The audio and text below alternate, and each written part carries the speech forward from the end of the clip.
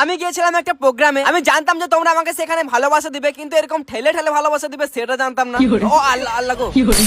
ব্যাপারটা হচ্ছে যে আজকে ঘুম থেকে একটু সকাল সকালে উঠেছিলাম। বাঁকুড়ার পনিশুল নামে একটি গ্রামে প্রোগ্রাম আছে, আর সেখানে প্রধান অতিথি হিসাবে আমার ইনভাইট ছিল। আর আমার তো নিজের কোনো প্রাইভেট কার নেই, তাই 1.5 কোটি টাকা দিয়ে এটা একদিনের জন্য ভাড়া করেছিলাম। টেনশন নিও না, আমার একদিন হয়েই যাবে ইনশাআল্লাহ। আর গাইস সাথে আমার কিছু ভাই বোনকে নিয়ে নিয়েছিলাম, জানো আমি সেখানে হারিয়ে গেলে এরা খুঁজে বের করে দেয়। তো যাই হোক, গুগল ম্যাপ দেখে আমরা সেই গ্রামের কাছেই পৌঁছে গেলাম, কিন্তু আমাদের জোরে হিসু।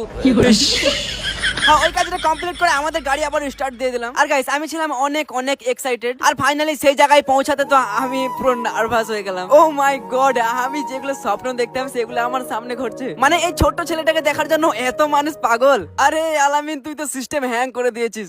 আলামিন ভাই স্বাগতম। গাড়ি আরো সামনে নিয়ে আসো। আলামিন ভাই স্বাগতম। ও ভাই, তোমরা যা করে করবে, আমাকে এখান থেকে স্টেজ পর্যন্ত একটু ভালো করে যেতে দাও প্লিজ। হ্যাঁ, আমি জানি তোমরা আমাকে এরকম অনেক ভালোবাসো, ও তাই বলে এরকম ঠেলে ঠেলে ভালোবাসবে? ও আল্লাহ আল্লাহ গো।